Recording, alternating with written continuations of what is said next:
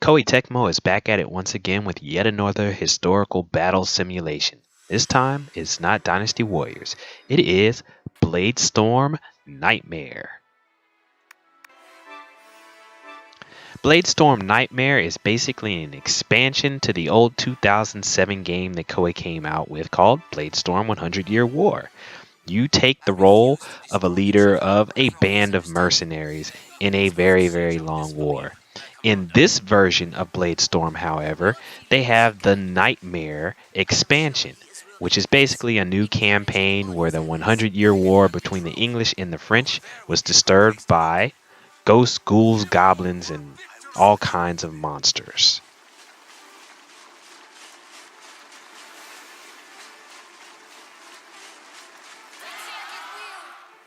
Attack at will indeed. This moment is probably the one that will make or break the experience for most players that even attempt to try to play this game. Action is played out in sequences as you see here. You press Y, X, or B for special attacks, or you just hold down the right bumper button so that you can have all of your troops attack. Now if they're ranged as you see them here, they'll lob arrows and you'll see the damage take place. Now if they're melee, as you see some of the guys going in there, they will actually rush in and take on their foes in hand-to-hand combat. But the way that they take on that hand-to-hand combat, there isn't a whole lot of control. You basically group them as much as you can and then you just pray for the best. Watch the combo numbers go all over the place, watch the damage go all over the place, and have yourself wonder, what am I actually doing? I'm really just holding the right bumper button. And once you release that bumper button, all of your troops go right back into formation and you start all over again. Now look, I'm a Koei Tecmo fan myself, but even this game took a while for me to get used to. The graphics are really outdated. Look at it. It looks like something that's from the early days of PS3 and the Xbox 360. But once you give it some time and get used to the combat and the way that it plays out, this game is extraordinarily deep. You'll find that it has some common traits with an excellent game that I used to play back in the day called Kingdoms Under Fire: The Crusaders. Now the only real difference is it doesn't really have the same gameplay when it comes to the general. You don't really take control of the general at all, and you don't end up with those grand, spectacular attacks between your general and your enemy's general. That just does not happen in this game.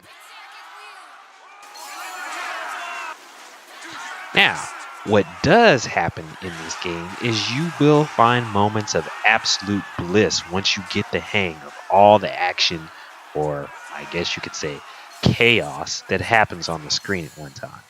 The game doesn't really have a great battle camera, but once you get those awesome moments of your cavalry just running straight through a group of enemies in just the perfect way, just watching all those damage numbers pop up on the screen at one time can be very exhilarating.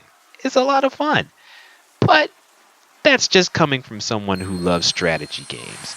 And this little bit of action thrown in on top of it where you get to control them at real time, for me, makes it the way that all strategy games should be played on consoles rather than the traditional way that is typically done on computers.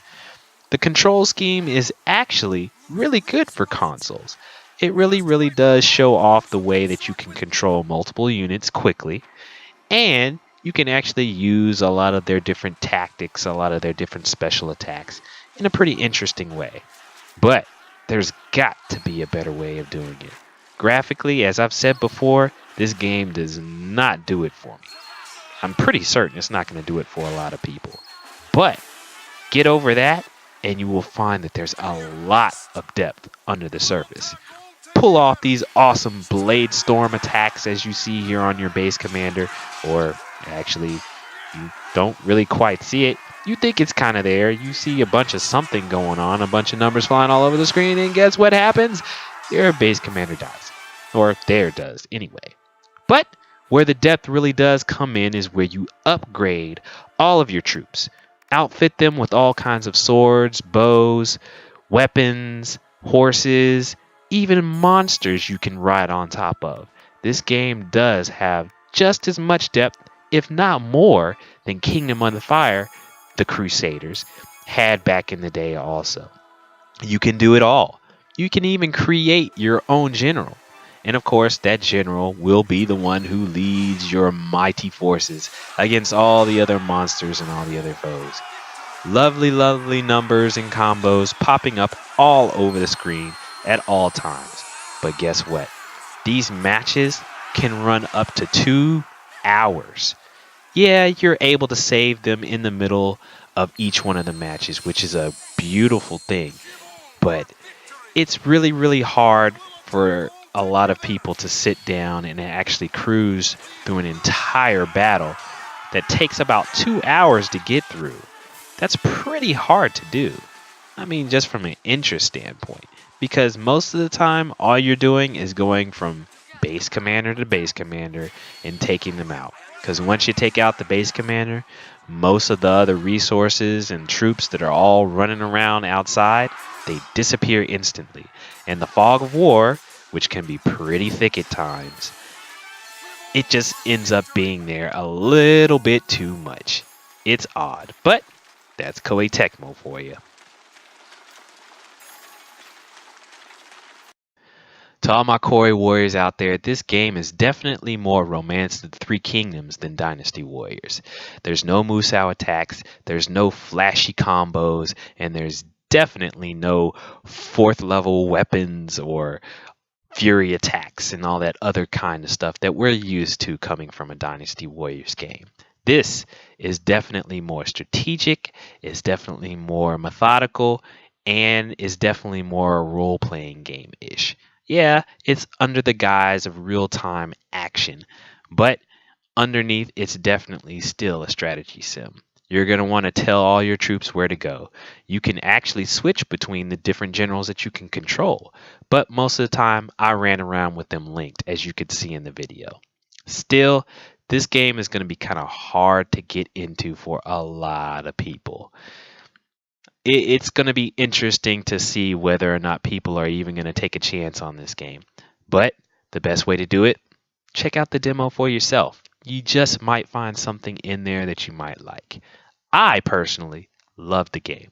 It has just enough of that strategy sim that took me back to my days of Samurai Warriors 2 Empires and Kingdoms Under Fire. Now, yeah, I wish there were better graphics and I wish there was a little bit more meat to the way that you control all the troops and the generals and such. But I did find it to have just the right difficulty level and just the right meat to the way that it came through, that I'll probably be playing this one for a little while. And the different scenarios will probably help out with that. But you'll have to decide for yourself on this one. You see the gameplay, you may actually see me playing it online a little bit. So check me out and maybe you'll see me play a little bit more of it. But until then, it's your boy Bunny 3000 signing off.